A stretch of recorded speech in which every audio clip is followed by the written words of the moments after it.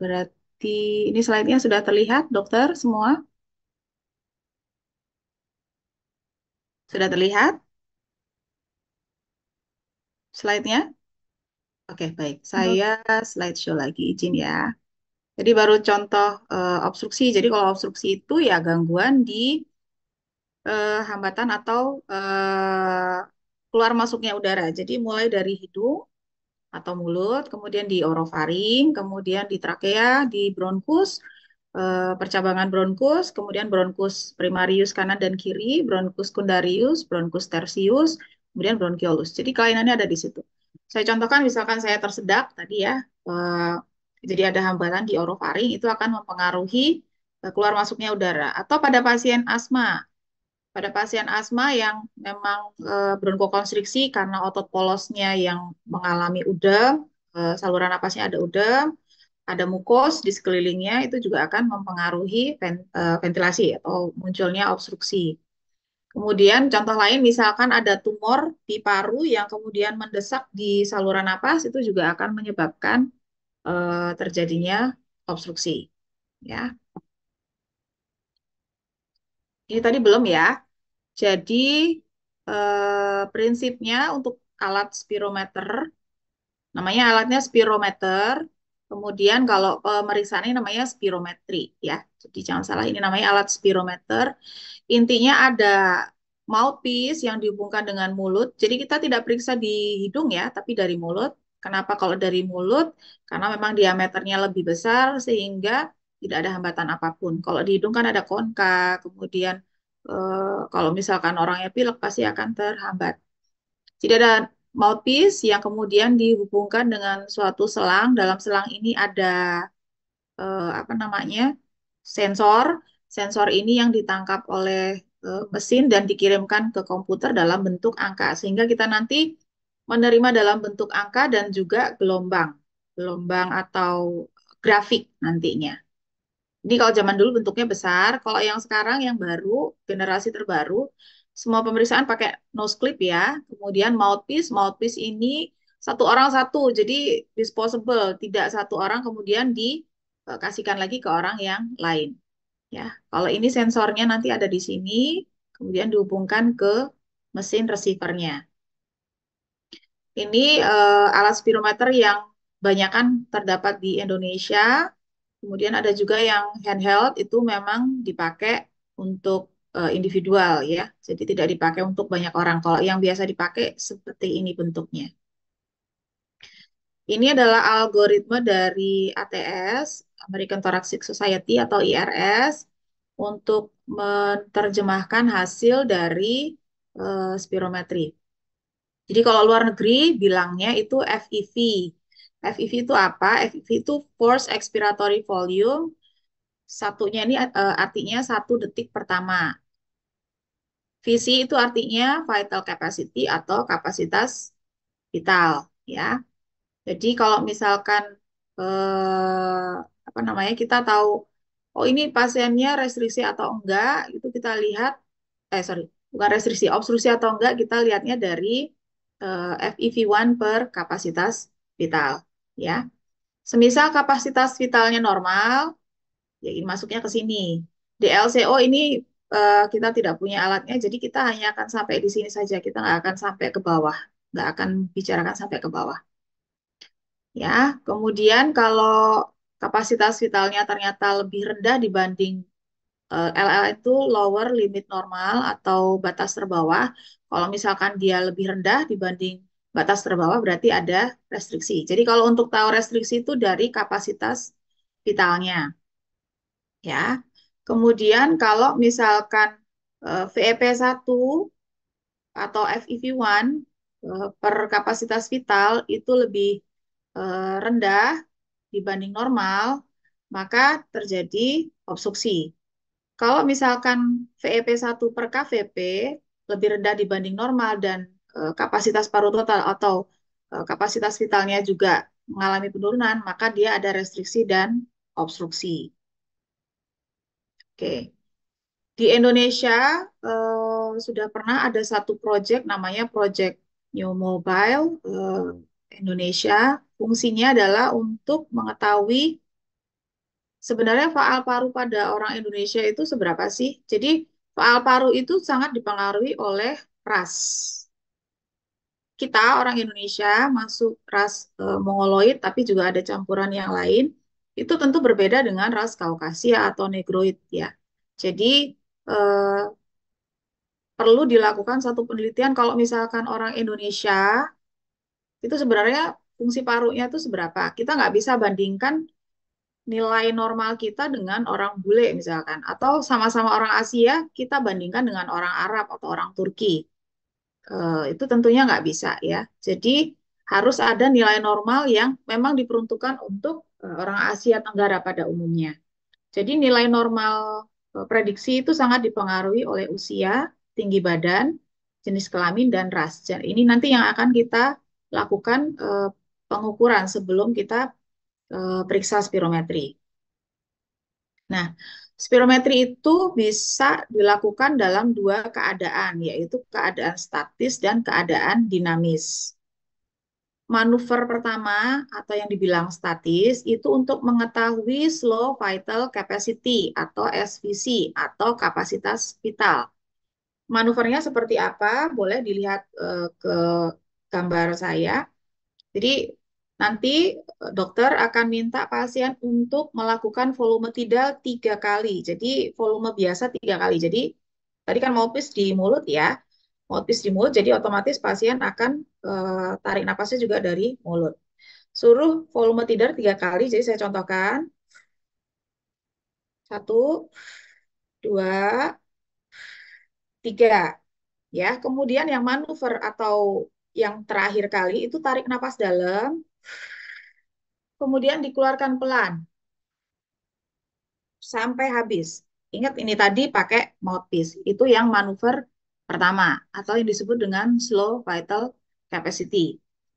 Bedanya dengan yang kedua atau manuver dinamis itu sangat berhubungan erat dengan usaha paksa pasien. Jadi manuvernya hanya 1 kali saja, tarik napas dalam dari mulut, kemudian dihembuskan kuat seperti kalau kita meniup lilin. Jadi kemudian sampai habis ya. Jadi tidak hanya 1 kali tiupan saja tetapi sampai habis. Itu contohnya. Nah, kalau untuk volume statis yang bisa dinilai adalah volume tidal. Tadi volume tidal yang saya contohkan, kemudian volume cadangan inspirasi, volume cadangan ekspirasi, dan volume residu. Sebenarnya volume residu ini tetap harus menggunakan body plethysmograph yang bisa diukur secara langsung 1, 2, 3.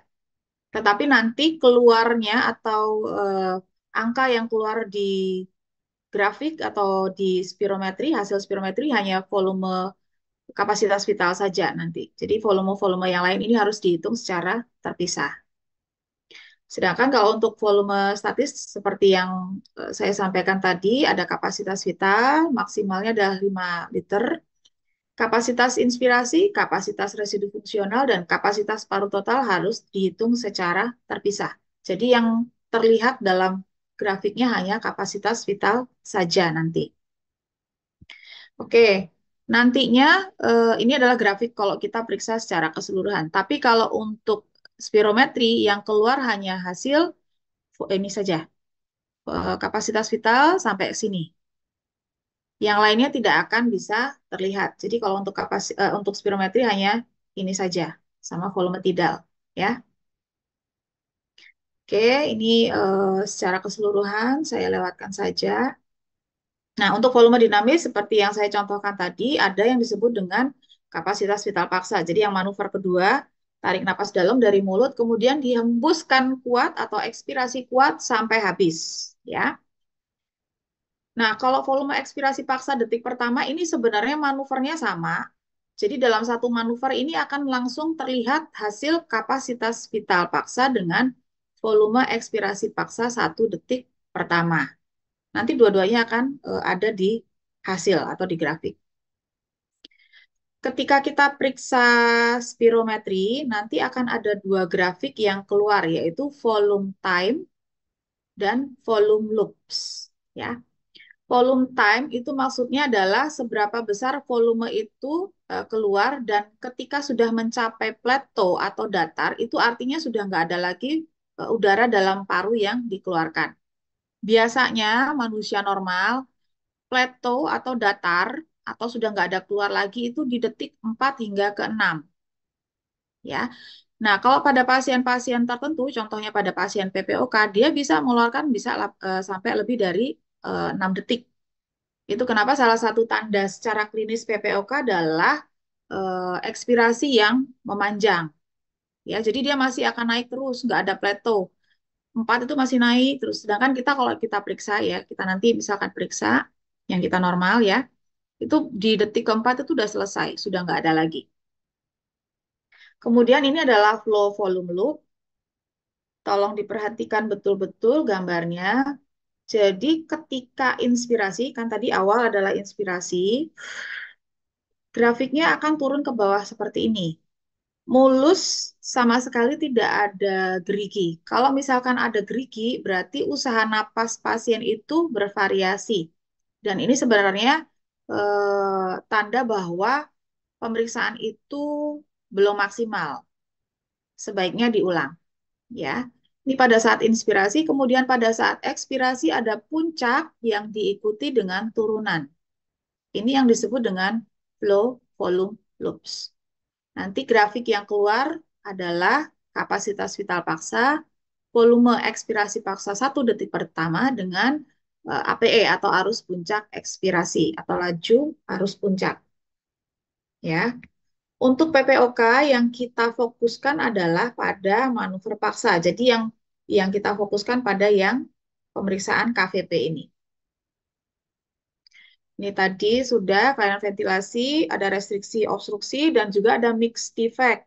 Contohnya kalau misalnya pasiennya asma, ternyata ada kelainan di selaput parunya atau pleuritis, sehingga kelainannya ada dua, mixed defect dan, restriksi dan obstruksi pada satu kondisi yang bersamaan. Ini yang tadi saya contohkan, normal trace-nya, grafiknya adalah seperti ini. Dia akan naik, jadi 80%, 80% itu akan keluar pada 1 detik pertama. 80% volume udara itu akan keluar pada 1 detik pertama. Baru kemudian sisanya akan keluar di detik-detik berikutnya. Ini normalnya. Dan biasanya plateau atau datar di di detik keempat hingga ke-6. Normalnya tadi yang saya sampaikan adalah 80% itu sudah keluar. Ya, jadi 1 detik pertama itu sudah keluar udara dari paru kita itu 4 liter. Ini contohnya. Kemudian secara keseluruhan yang keluar itu adalah 5 liter. Sehingga 1 detik pertama idealnya itu sudah keluar 80% atau 0,8. Semisal nilainya kurang dari 0,8 atau 80%, berarti ini adalah tanda terjadinya obstruksi. Ya. Jadi VEP1 per KVP itu untuk menilai adanya obstruksi.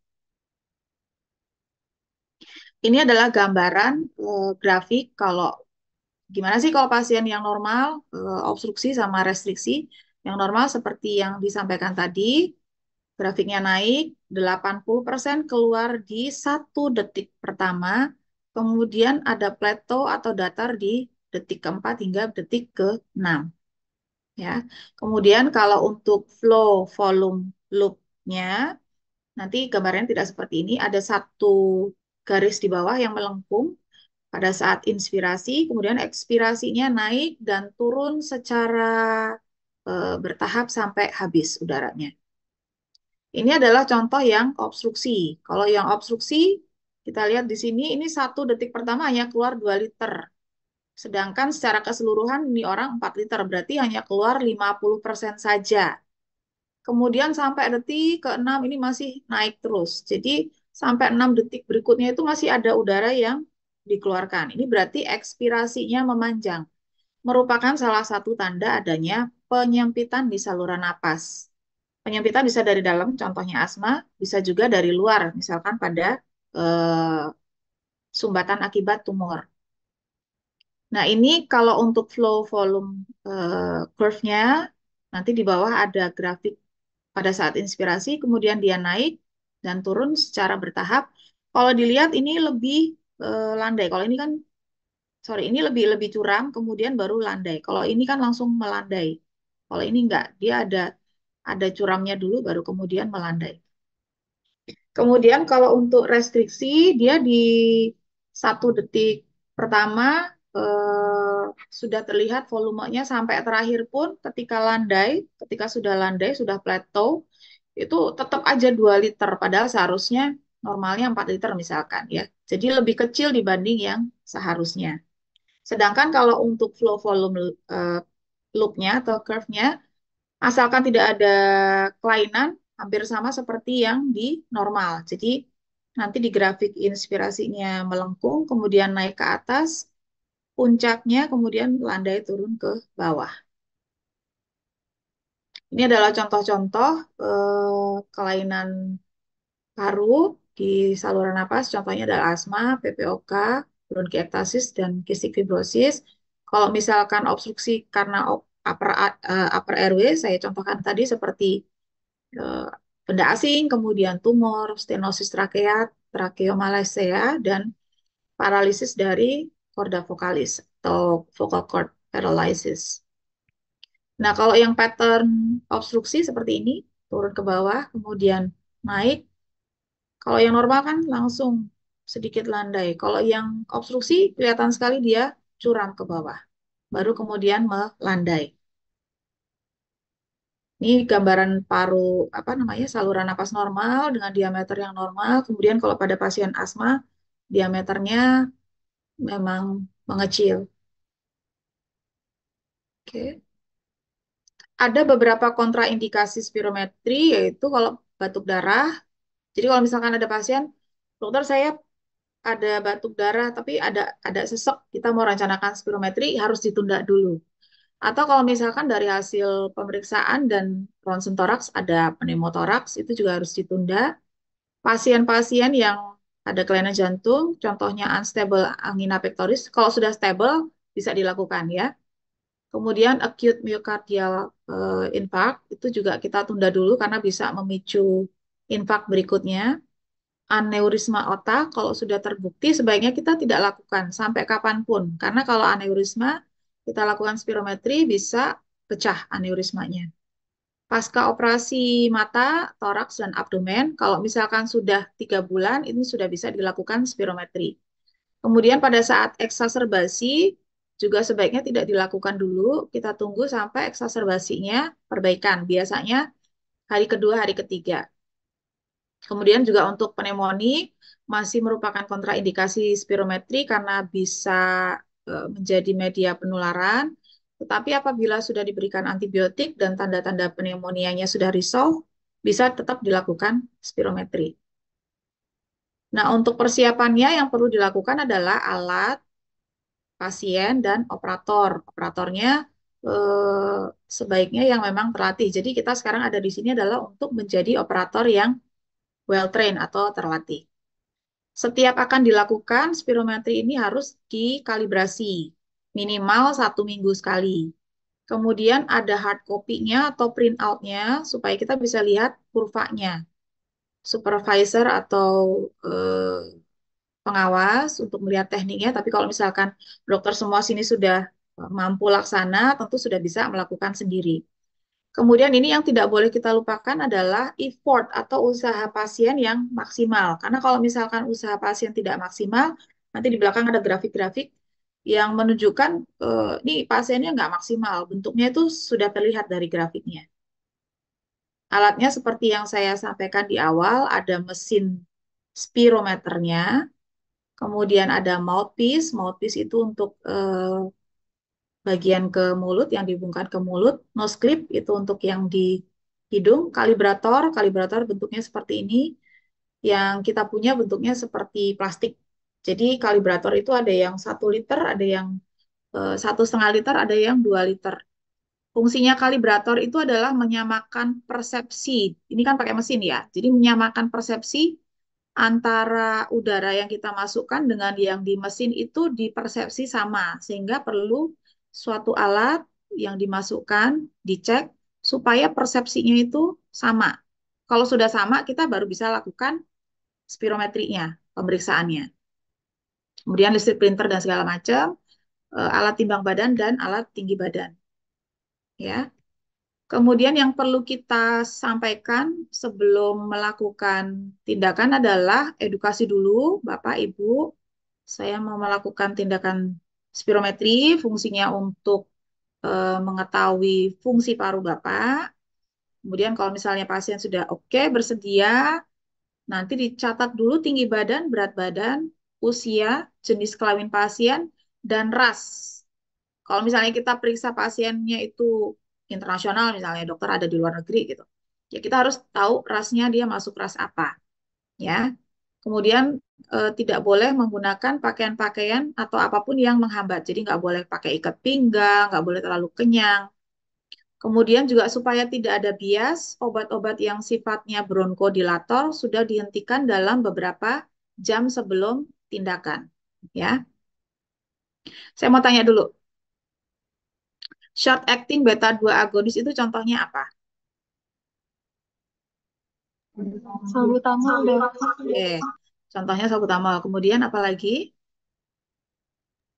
Ventolin. Ventolin sama salbutamol sama. Ventolin itu merek dagangnya. Venoterol. Venoterol itu kita taunya Berotek ya. Berotek yang spray. Kalau misalnya nanti sudah dipoli kan ya? Sudah ada yang dipoli. Sudah, Dokter. Hmm, tuh contohnya adalah Berotek. Kemudian ada lagi tarbutalin. Tarbutalin itu contohnya Brikasma. Brikasma atau Nairet ya. Itu contohnya. Jadi ada beberapa contoh untuk SABA. Oke, balik lagi. Ini screen share saya masih kelihatan ya? Masih? Masih, Dok. Slide saya masih kelihatan. Oke, saya lanjut. Terus lagi ini long acting beta 2 agonis. Ada yang tahu contohnya long acting beta 2 agonis?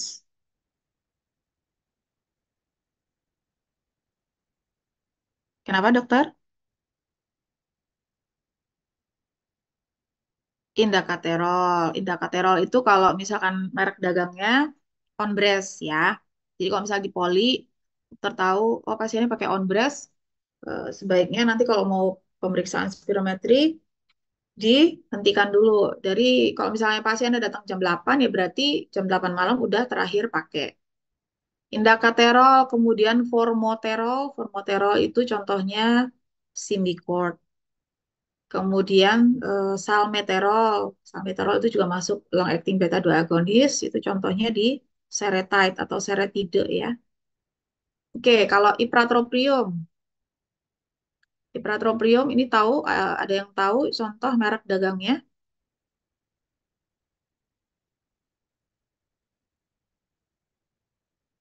Jadi kan nanti kan dokter di poli kan nggak obat itu nggak ada tulisannya. Oh ini ipratropium gitu kan nggak ya? Nggak seperti itu. Jadi pasti ada merek dagangnya lah. Contohnya apa? Combifen. Combifen itu isinya adalah kombinasi antara salbutamol dengan apa namanya? Ipratropium bromide. Jadi kalau misalnya awal, jadi spirometri itu harus idealnya itu 2 kali. Jadi awal pada saat dia udah lepas semua bronkodilator, kita spirometri, kemudian justru kita kasih inhalasi bronkodilator. Boleh pakai salbutamol yang nebu, Ventolin nebu, atau yang spray, yang MDI, Ventolin yang MDI. Kemudian 15 menit berikutnya kita cek lagi. Jadi ada 2 kali pemeriksaan, itu idealnya. Cuma kalau sekarang kan kita terbentur dengan asuransi yang namanya BPJS ya. Mereka hanya mau klaim 1 kali saja. Jadi kadang-kadang kalau kalau memang pasiennya umum dan mau dilakukan 2 kali itu akan lebih bagus.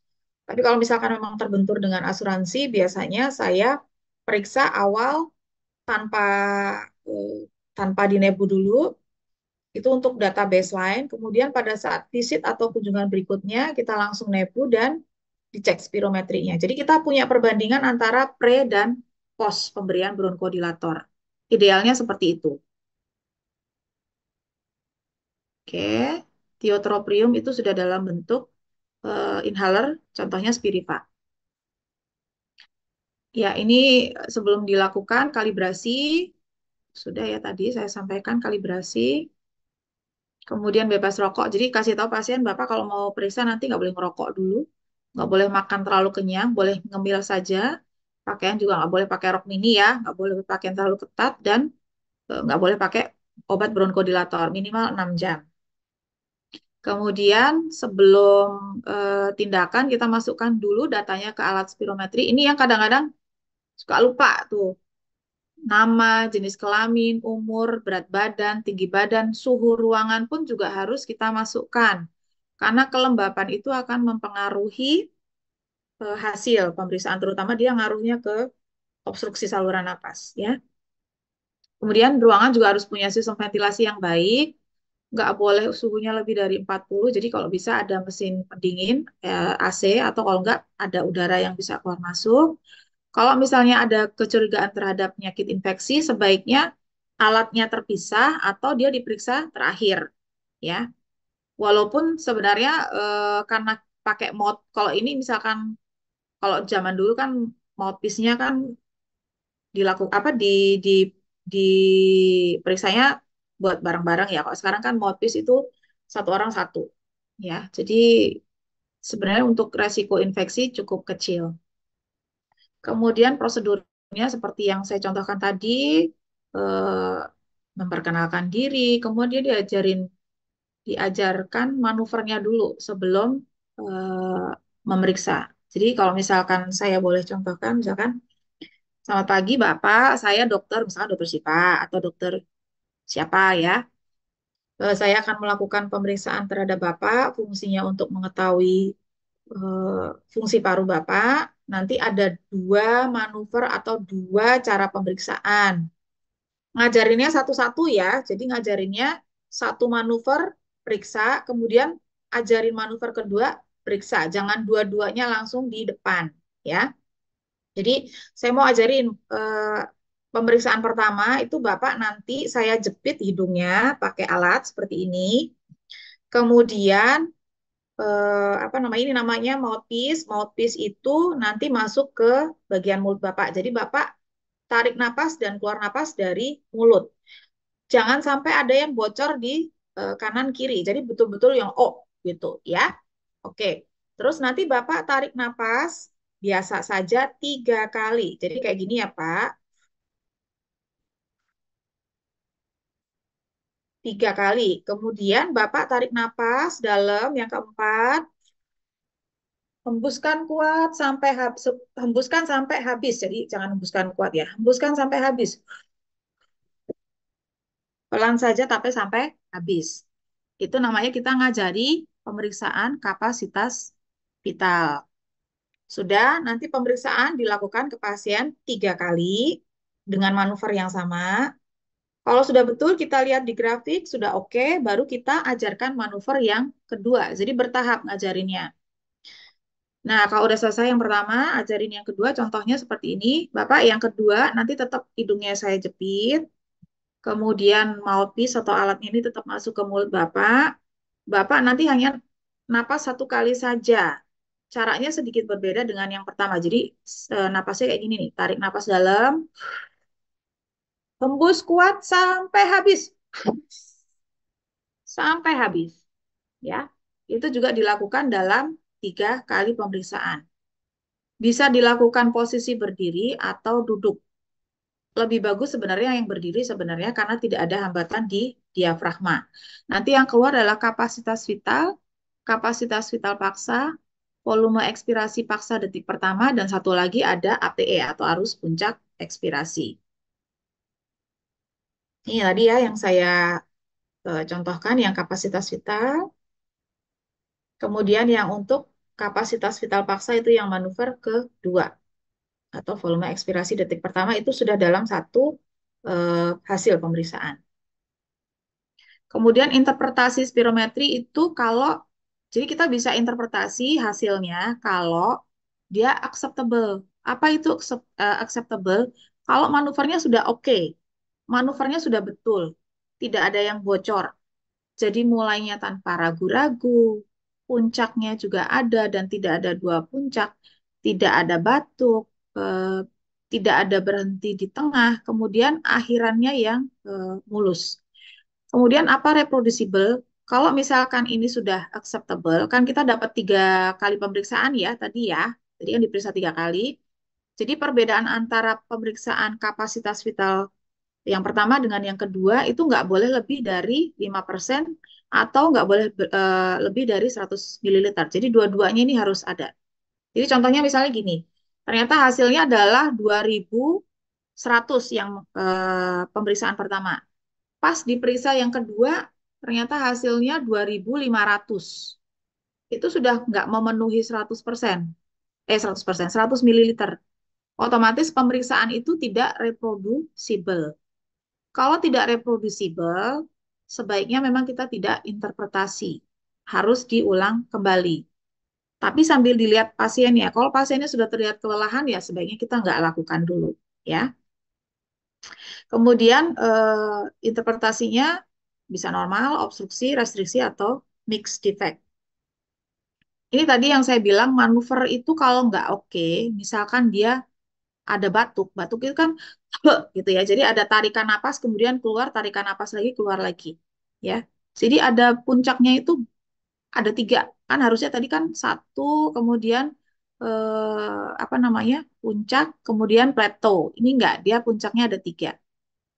Kemudian kalau usaha napasnya itu nggak maksimal, jadi yang pas awal itu usaha napasnya good, tapi yang kedua dia kurang, itu juga akan ada 2 lekukan.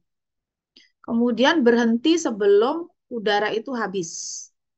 Atau kalau misalnya pasien ragu untuk mulai, bentuknya akan seperti ini. Jadi kalau normal kan bentuknya naik, kemudian landai di detik keempat. Ini enggak. Dia kalau misalnya slow start bentuknya kayak gini.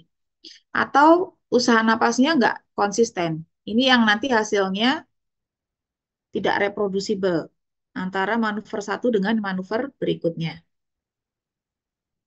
Kemudian untuk interpretasi hasil, yang perlu kita lihat itu dari kapasitas vital paksa, dan volume ekspirasi paksa 1 detik pertama. Yang disebut normal itu kalau kapasitas vital lebih dari 80%, kapasitas vital paksa lebih dari 80% dari prediksi ya. Ingat prediksi itu berbeda-beda. Orang Eropa dengan orang Asia itu prediksinya berbeda. Kemudian volume ekspirasi paksa 1 detik pertama lebih dari 80%. Rasio VEP1 per KVP itu lebih dari 70% supaya menyingkirkan kemungkinan diagnosis PPOK. Nah, yang disebut dengan restriksi kalau kapasitas vital atau kapasitas vital paksa kurang dari 80%. Jadi salah satu aja yang mau diambil. Dokter mau ambil kapasitas vital atau yang KVP. Restriksi ringan kalau kapasitas vital atau KVP kurang 60 sampai 80%. Sedang kalau nilainya 30 sampai 60% dan berat kalau di bawah 30%. Yang disebut dengan obstruksi kalau volume ekspirasi paksa 1 detik pertama itu kurang dari 80%. Atau bisa juga VEP1 per KVP kurang dari 75%. Jadi boleh pilih salah satu, ini atau ini. Sama ya, ini tadi juga salah satu. Obstruksi ringan kalau VEP1 per KVP 60 sampai 80, sedang jika 30 sampai 60 dan berat jika kurang dari 30%. Jadi kalau untuk range-nya sama. Yang beda hanya di pemeriksaannya saja. Kalau restriksi itu yang ini, kalau yang obstruksi itu yang ini atau ini. Untuk diagnosis PPOK sendiri eh, berdasarkan spirometri kalau dia VEP1 per KVP kurang dari 70%. Catatan adalah pos bronkodilator. Kalau tadi saya sampaikan,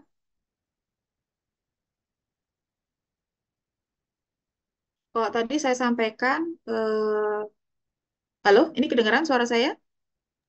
Terdengar jelas, Dok. Oke, ya, takutnya nge-lag apa namanya, terlempar lagi. Ya, kalau misalkan tadi saya sampaikan ya, idealnya pemeriksaan itu 2 kali sebelum dinebu sama sesudah dinebu. Fungsinya apa? Kalau sebelum dinebu itu untuk baseline, setelah dinebu itu untuk tahu bronchodilator tesnya itu positif atau negatif. Kalau untuk PPOK, yang disebut dengan PPOK confirm atau diagnosis tegak, itu kalau setelah dinebu, kita cek spirometri, ternyata PEP1 per KVP-nya masih di bawah 70%. Ya. Yang digunakan untuk pemeriksaan bronkodilator itu boleh pakai salbutamol, semprot, Ventolin semprot ya, 4 semprotan, atau pakai nebulisasi. Kalau pada PPOK, beda antara sebelum dan sesudah itu nggak tinggi. Cuman kalau dicek VP1 per KVP-nya 70%. Beda dengan asma. Kalau asma, PEP1, misalkan kita cek sebelum sebelum di nebu, hasilnya 2000. Kemudian setelah di spirometri, di nebulisasi ya, atau disuruh semprot Ventolin 4 kali, setelah 15 menit setelah dinebu, kita cek lagi tuh. Dari yang awalnya 2000, ternyata dia naik jadi 2500. Sudah terlihat kalau peningkatan VEP1-nya dari 2000 ke 2500, berarti kan 500 ml ya. Itu sudah lebih dari 200 ml dan pasti sudah lebih dari 12%. Kalau 500 itu naiknya berarti sekitar 25%. Nah, ini yang membedakan antara PPOK dengan asma. Kalau dari spirometri ya. Jadi kalau PPOK itu harus post nebunya hasilnya seperti ini. Tapi kalau asma dicek sebelum dan sesudah ternyata naiknya segini ya. Ingat ya, ini dan bukan atau. Nanti kalau misalkan ada soal sumatif di akhir, jangan sampai terkecoh dan ataunya. Sama seperti yang tadi, satu lagi itu, sebentar, dan oke, ini juga dan ataunya jangan sampai terkecoh. Semuanya dan ya, tidak ada atau. Jadi dua-dua kriteria harus terpenuhi. Oke, ini kalau untuk PPOK tadi pre-bronkodilator, kemudian pasien dikasih bronkodilator baru dilakukan spirometri yang kedua. Tes bronkodilatornya negatif, tapi VEP1 per KVP posnya kurang dari 70%. Ini yang menunjukkan kalau pasien ini didiagnosis sebagai PPOK.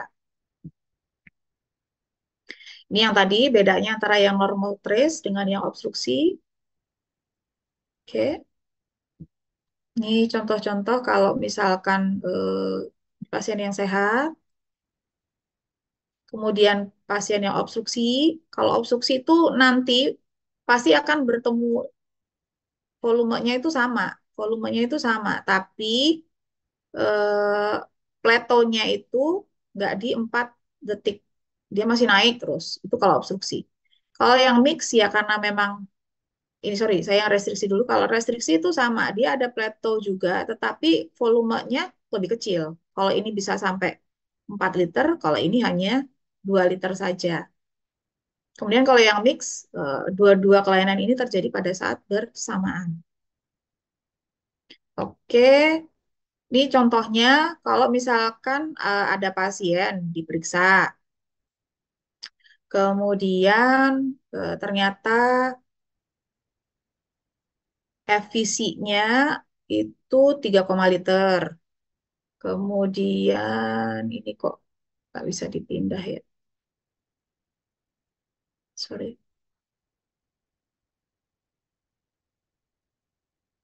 Kemudian ini FEV1-nya 1,8 liter. PEP1 per KVP itu 51%. Ini masuk sebagai apa? Boleh dijawab, PEP1 per KVP 51%? Kelainannya apa? Apa Boleh tuh? salah satu? Ya, Dok? Obstruksi, Dok. Obstruksi, ya betul. Obstruksinya betul. Masuk obstruksi Sedang. sedang, ya. Jadi ini contoh, ini kalau misalkan yang disebut dengan obstruksi sedang. Ini kan secara prediksi 98% normal ya. Jadi tidak ada restriksi. Kita bisa juga pakai yang ini, PP1 58%. Sama, masuknya juga obstruksi sedang. Kalau misalkan ini pemeriksaan belum dilakukan nebu, bisa nggak kita bilang pasien ini PPOK?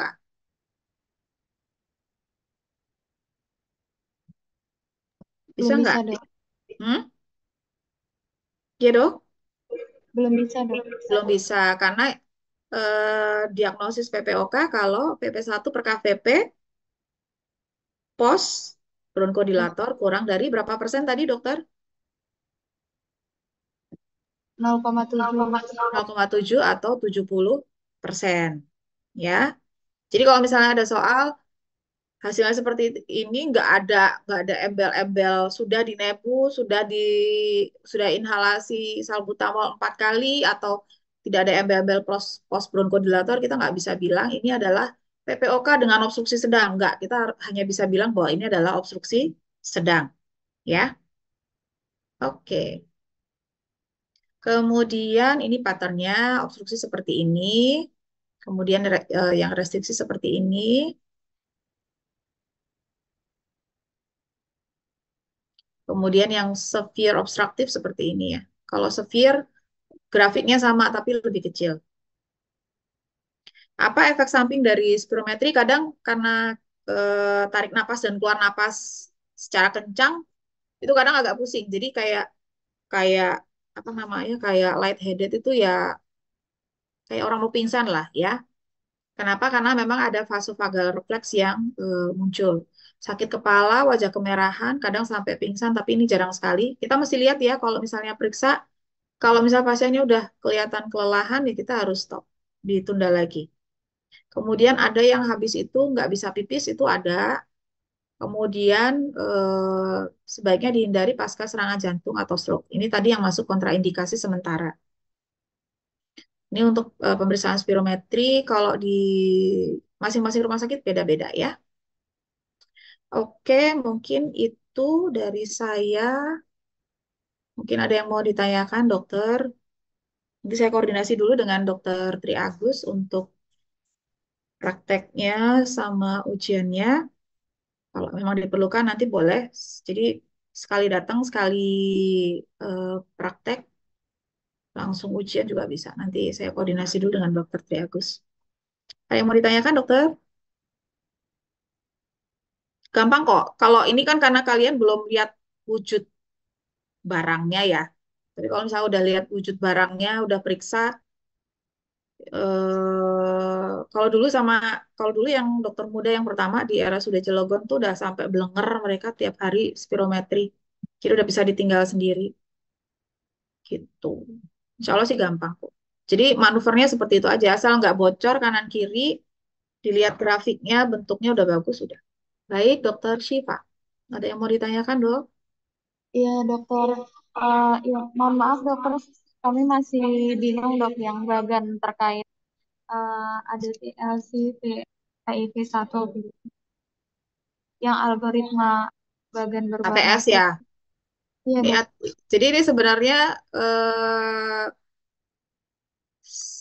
bentar.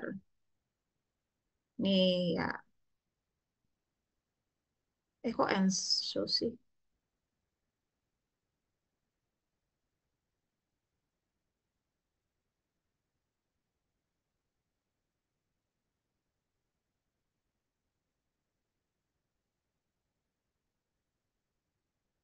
Ya, jadi kalau sebentar, ini kalau di luar negeri itu kan bisa periksa semua, dok.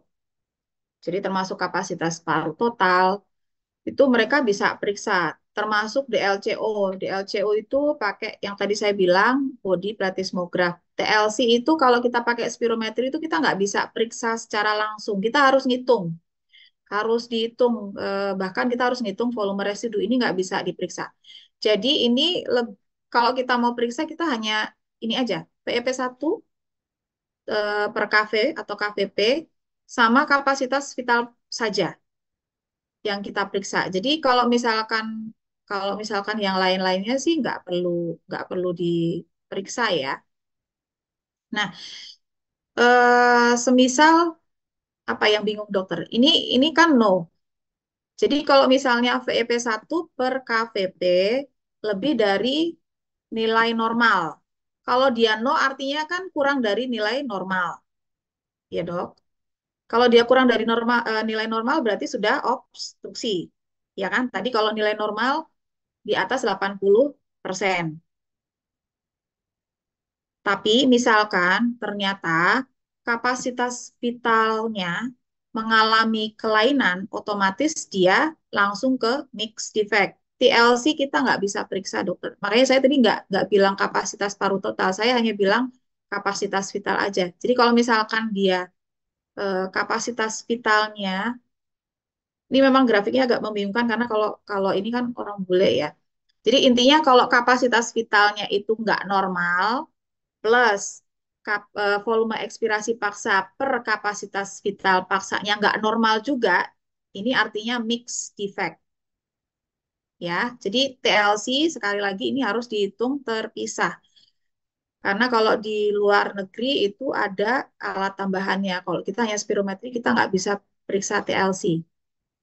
Kemudian yang ini, misalkan VEP1 per KVP, yes, ini artinya kan normal ya.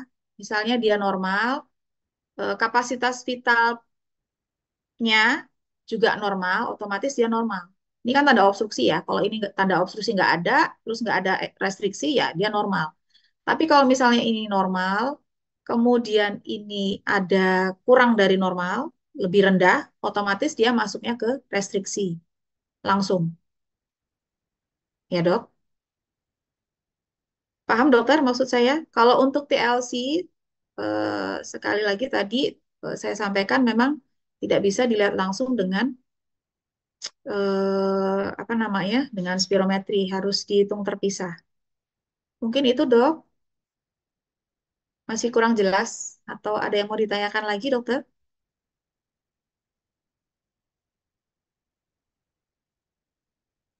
Cukup jelas kah? Iya dokter, sudah yang Iya, dipakai. oke. Jadi intinya mah yes itu normal, no-nya justru nggak normal. Ada lagi dokter?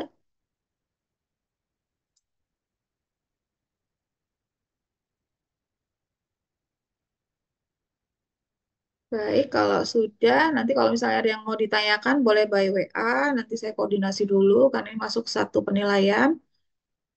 Kalau memang sudah tidak ada yang ditanyakan, mungkin saya cukupkan sekian. Semoga nanti selama stase pulmonologi dapat ilmu yang bermanfaat. Insya Allah kalau di provinsi sih ada satu ilmu tambahan yang nggak ditemukan di rumah sakit lain itu tentang bronkoskopi dan onkologi ya, karena beliau memang konsultan onkologi ya. Jadi itu ekstra tambahan dokter sekalian yang belajar di sana. Mudah-mudahan yang disampaikan pagi ini bermanfaat. Apabila ada pertanyaan boleh disampaikan by WA.